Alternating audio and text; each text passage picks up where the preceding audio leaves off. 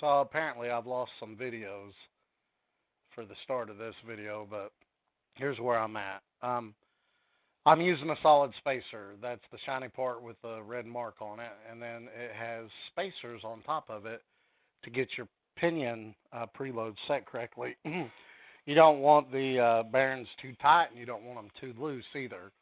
So you have to find the right amount of shims that go on top of this solid spacer that I'm using to get the preload correctly. And you check the preload with a beam style inch-pounds torque wrench on the pinion nut, and you turn it with old bearings. You want 18 or 8 to 14 inch-pounds.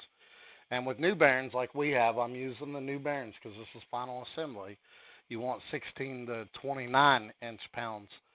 But I've found that whatever spacers you use on the bottom of the pinion, to get your wear pattern correct on your gears, which was in the last two videos, you need about 9 thousandths more worth of spacers on top of this solid spacer if you're doing the solid spacer like I'm doing. For instance, I've got 26 thousandths, and I wound up with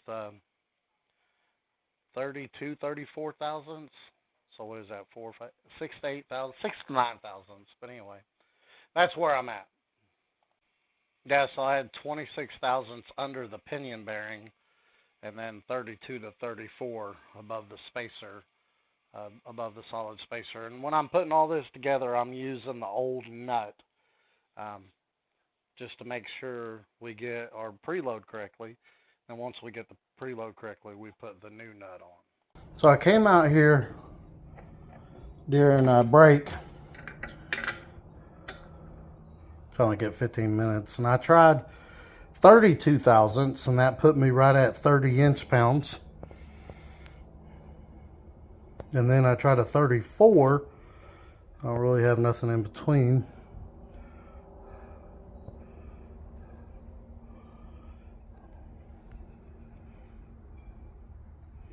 It's around like 18.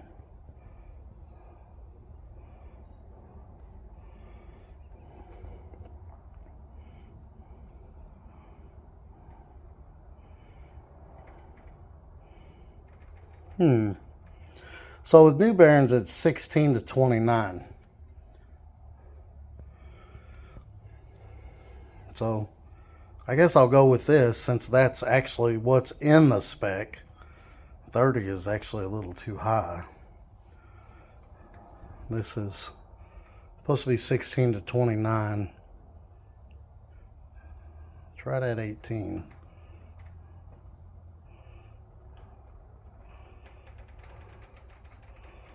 Yeah, I think I'm gonna go with that.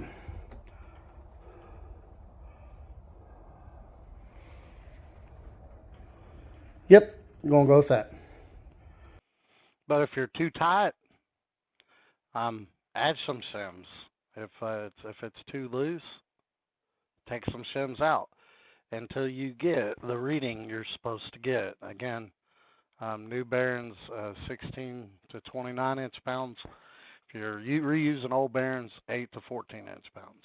But keep using the old nut until you get your reading correct. So now, let's take all this apart. And then you got to put the bearing in, the top bearing. All this will be out, but the top bearing will go in. And then there's a oil slinger, kind of like washer looking thing that goes in the top here. Honestly, this rear end's never had that in there. I don't know who was in this rear end before, but it was never there. And I've never used it, and I've never had a leak. It's supposed to help with slinging oil around the bearing. I don't know. I've never had a problem. I'm just going to leave it out. I couldn't find where to order one, but anyway. Then we'll put the seal on, and then we'll put everything back in with the new nut this time, and then we'll torque it to 160 foot-pounds. All right, I got that top bearing in there, and then a washer goes in there. It's called an oil slinger. Like I said, that one's been missing. Haven't been using it, haven't had any problems. I'm going to keep it like that. And got the pinion and everything right there. I lubed all this up, and now we're going to put the seal on. If you got the oil slinger, put it on now. Alright, so I put a coat of RTV around the seal and I set it down in there. And now I'm just going to, honestly, I'm just going to use this block of wood around the edges and tap it with a hammer until it goes all the way in. Alright, seal is in. It did squeeze out some RTV, and then I just cleaned up around it. Now we can stick the pinion in with the new nut with Loctite on it.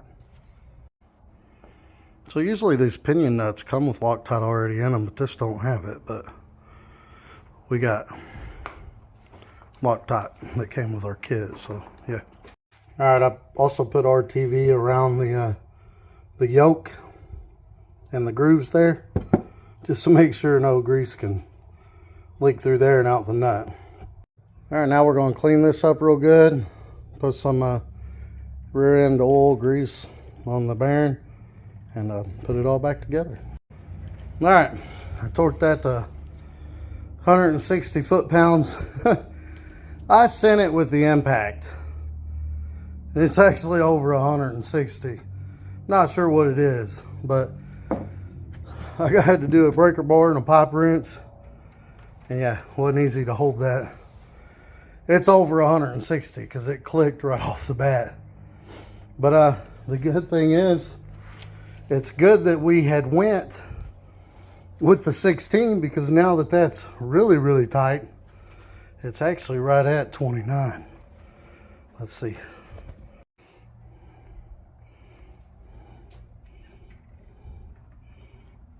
Yeah, 28, 29. Perfect. Perfect. Now, if you're doing the crush sleeve inside here, what you do is you tighten up, you use a new nut, and you tighten up the pinion nut until there's no up and down movement of your assembly here. And then you check your inch pounds. And what is it? What I say, 16, 18 to 29 for new bearings, and I'll put those down here. Yeah, tighten it up till you got no slack. And to get no slack, you got to crush that crush sleeve, and they're hard to crush. But once you get it crushed and you get all the slack out of it, check where you're at with your inch pounds. And then if you're not there yet, just barely tighten it. I mean, just barely. Test it, check it again. If you're still too short, check it again. If you go too far, you gotta take all this apart, replace the crush sleeve. And if your nut's one of those that's got the Loctite already in it, you're supposed to change the nut too. But yeah, that's how you do the one with the crush sleeve. These are easier. Now, sometimes the spacers, it's hard to get you exactly where you want to be. But we were at 16 without the seal and without me tightening this completely up. But once we put the seal in and we tighten that completely up, we're right at 29, which is where we 28, 29, which is where we should be with brand new bearings. And man, that thing, it's smooth. It feels good. All right, let's put our carrier, in our case full spool, back in and double check our backlash, make sure that's all good. Change is necessary, and then we'll check another wear pattern just to make sure everything's back where it went. And then we'll put the axles in. I'm gonna have to paint it before I put it back in, because yeah, I had to grind all that down for welding and stuff. But yeah, well, I made a stupid mistake. I should have lubed those bearings before I put it in there, but I dropped it in and got everything in and tried to pour oil in there. It went down the bolt holes. If you got a bunch of oil in your bolt holes, they deadhead. Your bolts will not tighten up. I just figured that out. So I had to flip it upside down and let it drain a little bit. Things not to do. Learn from my mistakes. All right, check it out. Backlash is about 9.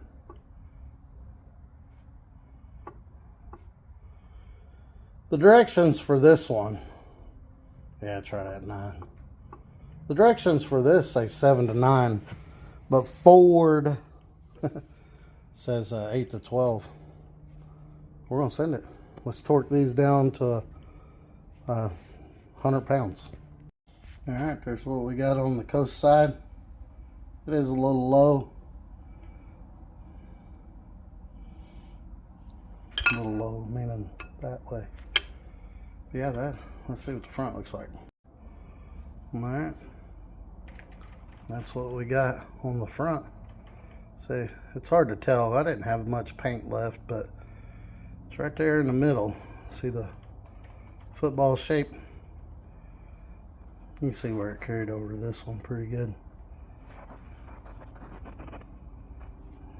But yeah, that'll work. It's right in the middle. That'll work. Now, since I have a full spool and my axle's bolt in, I can go ahead and put the gasket on and put my axles in last. But if yours is the, just a regular carrier and yours has a pin and clips, and you need to put your axles in before you do that part. But yeah, I'm gonna go ahead and put the clean up the cover and go ahead and get the gasket and go ahead and put that on and torque my cover gasket or cover bolts down. All right, I cleaned this up real good, put RTV, put the gasket down, and I did the same thing. I put RTV on the rear end. Now we're gonna toss those together. Ta-da, it's starting to look like a rear end again. So I wiped off the excess that squeezed out. It's barely any did. And then, yeah, I just finger tighten these with the 1/4-inch ratchet. Just like kind of turn in here. I like to let that RTV set up like that, just finger tighten with a wrench, like this. I like to let it set up and then torque it down. But the old lady got pizza and wings. So I'm gonna go eat some pizza and wings and finish this up tomorrow or this weekend. This was the main thing I was wanting to get done, the pinion and gears in. All right, I'll torque down my cap. Hey, yeah, 30 foot-pounds in a crisscross pattern. And then also these are screw-in studs. This is how the Ford 9-inch goes in. These are Chevy ends, but they hold the Ford 9-inch bearing. But these are screw-in studs. They kept coming unscrewed on me, so I put some Loctite on them and tightened them real good. It's hard to get anything in there, so all you could get was a wrench. But put a board here, and then a wrench and a breaker bar, and I tightened them real tight. Now, if you do have Ford 9-inch, this seal, there's a rubber piece on it. Make sure that goes up in that groove all the way around. And then when you bolt this part up, it pushes it in. It's supposed to seal it. It seals good on mine. Christopher's didn't seal as well. His actually has a Ford 9-inch in it. And I went to Ace Hardware. I had some gift cards for that because I go there all the time. And I got some brake clean and I sprayed it all down. And we're going to paint everything on it black. Paint her up.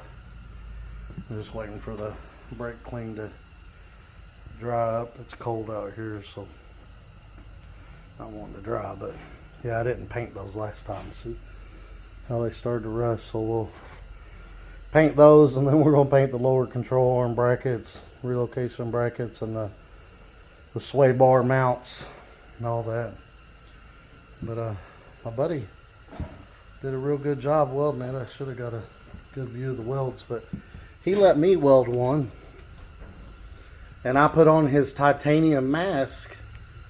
I can't see out of them Harbor Freight masks. And look, I laid that bead. I messed up right there, but yeah, I did that part. Did pretty good. But of course, his looks better than mine. Here's where he welded it. All the way around. He did a really good job. I did that one too. That wasn't him. That was me. That was me with the regular mask, and that was me with the titanium mask. I could do a lot better when I could see. Yeah, see this groove? That seal has to go up in that groove on these 4 9-inch rear ends. And here's the seal I'm talking about. This little bitty seal right there holds all that in there. But you just slide that in on these, the ones that bolt in.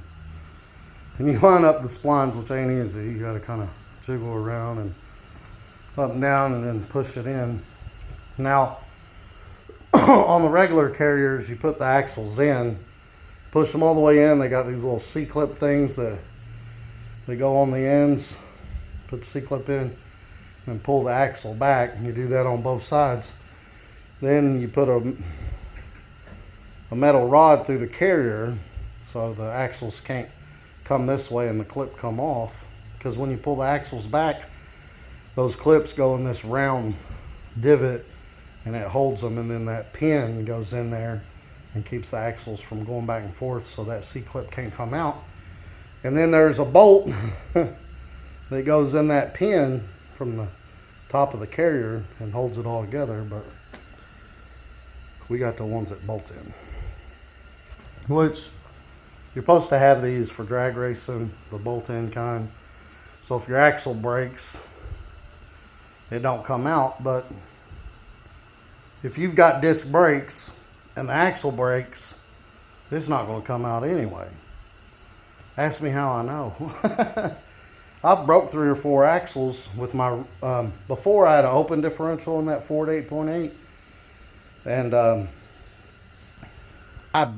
I broke 3 or 4 axles. I had the 28 spline stock axles. I even had 28 spline forged axles, and I broke those too. But as long as just one of them broke, which is usually the case, usually just one side breaks, I was able to drive it home. And that was before I had the bolt-in Ford bearing.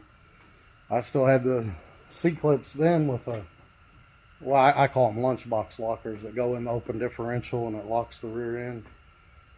But yeah, I was able to drive home the broken axle because the brakes, the rotors, they held it all in. I mean, I drove along. Back then, I lived in Richmond. I was driving here to race and driving London to race them both ways.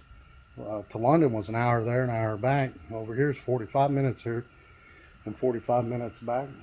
I drove it like that, but if you got drum brakes and them axles brakes, they will come out. But yeah, the rotors were on mine. When the axle broke, the rotor and the brakes held it all in. I was able to drive it. Anyway. Oh, and just to add to that, I think that only works if you have a locked rear end. If your rear end's locked and you break one axle, it'll still drive the other side. But now if you have an unlimited slip rear end, it's just going to spin the broken side and your other tire ain't even going to move. And if you have a limited slip rear end, I still think it'd do the same thing. I think it'd spin the side that's broke and not power the other side, just the way those work. But I had a locked rear end when I broke my axle, so I was still able to drive the car. It just powered one wheel. We'll let this, we'll push this in and the brakes. Make sure you angle your backing plate the way the brakes are going to go, which this one is about right here. And then we'll just bolt those in, the 4 bolts, which is hard to get in there. Slide the axle in on the other side, do the same thing, paint it when it dries, and then it'll be time to put it in. I guess that's going to do it for this video. Oh yeah, I got that. I got the cap that's got the retainer. I tightened. It's got them things that go down and hold on the carrier. I'm losing my words today. They reinforce the carrier. You just screw them down with an Allen, then there's a nut. I screwed them down until they were snug and tightened the nut.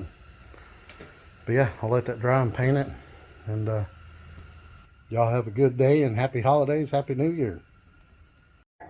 Shiny.